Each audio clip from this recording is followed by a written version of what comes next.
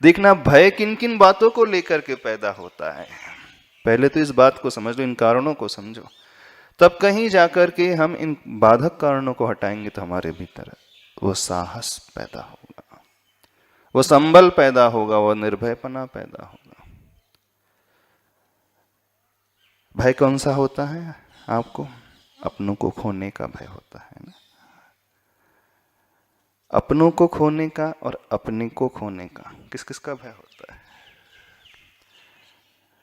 अपने को, अपनों को, अपनी वस्तु को, अपने धन को खोने का भय, अपनी प्रॉपर्टी को खोने का भय, अपने शरीर को खोने का भय। ऐसे ही ना, जब जब हम ये शब्द उपयोग कर रहे हैं, अपनों को अथवा अपनी वस्तु को खोने का भय, अपने शरीर को खोने का भय, इसका मतलब है चाहे वो अपने हो, अपनी वस्तु हो, अपना शरीर हो, ये शब्द कह रहे हैं कि ये सब हमसे भिन्न है ना? नहीं भिन्न। एक तो प्रत्यक्ष दिख जाता है, आपके परिवार के सदस्य आपसे अलग है, नहीं अलग। आप और आपका बेटा, आप और आपकी पत्नी, आप और आपके पिता, क्या एक ही है कि भिन्न भिन्न है? आप और आपके मित्र, आपके शत्रु, आपका भाई, आपकी बहन, आपका पति, आपकी पत्नी, क्या एक ही है कि भिन्न भिन्न है? पहले तो ये बता दो। भिन्न है ना, प्रत्यक्ष देखने में आ रहा है, वो हमसे अलग हैं, जुदा हैं। क्या हुआ आवाज का सुंदर?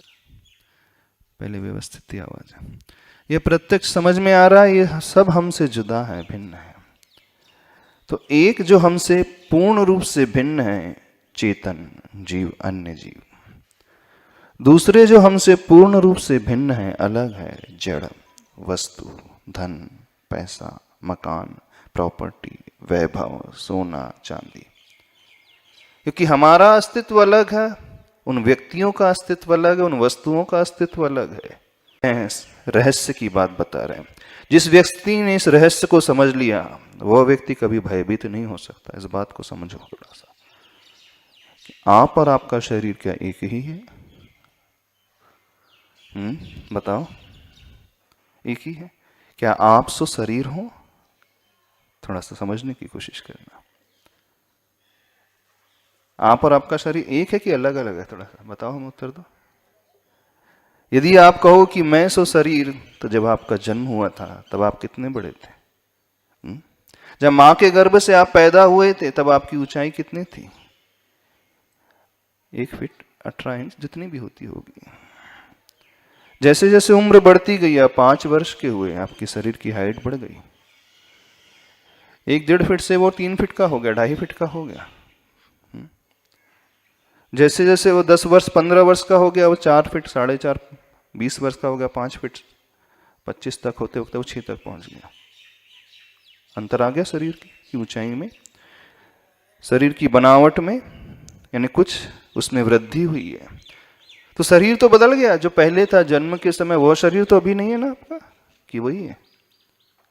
बताओ थोड़ा सा। 30 वर्ष की उम्र में जैसे आप दिखते थे, 60 में भी वैसे दिखते हो? 50 में भी वैसे नजर आते हो? नहीं, अंतर आ गया। यानी शरीर प्रति समय बदल रहा है, क्षण क्षण उसमें वृद्धि हो रही है, कुछ परिवर्तन हो रहा है। जो बदल रहा है सो मैं तो नहीं हूं कि आप हो? पहले इस भिन्नता को समझने की कोशिश करो। एक भिन्नता जो स्पष्ट दिखलाई देती है, हमसे पृथक है, अलग है, वो जड़ और चेतन रूप। एक दूसरी भिन्नता जो दिखती नहीं लेकिन होती है, हमारे शरीर की भिन्नता हमसे अलग है। हम सो शरीर नहीं, शरीर सो हम नहीं, लेकिन मैं शरीर के भीतर, दूसरा शरीर होता है हम सबके भीतर। कौन सा शरीर? कार्मण शरीर, जिसे हम कर्म कहते हैं, द्रव्य कर्म कहते हैं। ज्ञानावर्णी, दर्शनावर्णी, वेदनी, मोहनी आदि नाम, गोत्र, आयु, अंतराय, 8 प्रकार के कर्म हैं जो इस शरीर को पैदा करता है, हमारे लिए भिन्न भिन्न सामग्री देता है, शरीर में अंतर लेकर के आता है। सो कर्म भी मेरे हैं। कर्म सो मैं नहीं हूं कि कर्म सो मैं हूं? कर्म सो आत्मा तो नहीं ना, कर्मण शरीर अलग है, सूक्ष्म शरीर है, वो भी मैं नहीं। पर उसे भी हम बहुत सारे जो भ्रामक बुद्धि पालते हैं वो मानते हैं कि कर्म सो मैं सो कर्म नहीं, वो भी मुझसे। एक और भिन्नता समझो, हमारे भीतर उठने वाले विभाव परिणाम, क्रोध सो आप हो, राग सो आप हो, द्रव्य कर्म के बाद जो भाव कर्म आ गए, द्वेष सो आप हो, गुस्सा सो आप हो। नहीं, गुस्सा आता है चला जाता है, थोड़ी देर बाद छूट जाता है, होता है ना। अंतर्मुख से ज्यादा नहीं रह सकता क्रोध, अहम का भाव अंतर्मुख से ज्यादा नहीं रह सकता। दुख किसे होता है, रोता चिल्लाता कौन है, भयभीत कौन होता है, जो ये समझता है कि मेरा शरीर सो मैं हूं, उसे भय होता है। हम ये कह रहे हैं, तो इस वेद विज्ञान को जिसने ला लिया वो उस भय को जीत लेगा। हम कह रहे हैं साहस उसके भीतर अपने आप आ जाएगा। तो भय से जीतने के लिए, भय से ऊपर उठने के लिए भेद विज्ञान लेकर के आए, सम्यक दृष्टिपना अपने भीतर लेकर के आए, समीचीन दृष्टि को लेकर के आए। आत्मा सो मैं नहीं, मैं सो आत्मा नहीं। मैं भाव कर्म अर्थात राग द्वेष मोह क्रोध मान माया लोभ कषाय आदि के परिणाम, उनको भी अपना कहता हूँ, वो सो मैं भी नहीं, क्योंकि वो भी छूट जाती है। लेकिन कुछ ऐसा है जो मुझसे कभी नहीं छूटता, मेरा ज्ञान दर्शन स्वभाव, सो मैं हूं जानने देखने वाला, अर्थात मैं आत्म तत्व हूं। बस मैं तो कभी मरूंगा ही नहीं। तो फिर कोरोना काल में इलाज कराना छोड़ दें, डॉक्टर के पास जाना छोड़ दें, मेडिसिन लेना छोड़ दें, ये हम नहीं कह रहे हैं। डॉक्टर के पास भी जाओ, दवाई भी लो, इलाज भी कराओ, केयर भी करो। फिर भी केयर करने के पश्चात भी यदि रिजल्ट अपने अनुकूल नहीं मिलता है तो खेद खिन्नता नहीं लाना, भयभीत नहीं होना। क्यों? क्योंकि शरीर जा रहा है, मैं नहीं जा रहा हूं। आत्मा नहीं मर रही, शरीर छूट रहा है, नया शरीर आ जाएगा। बस जिसे एक पक्का विश्वास हो जाएगा वह व्यक्ति साहसी होगा।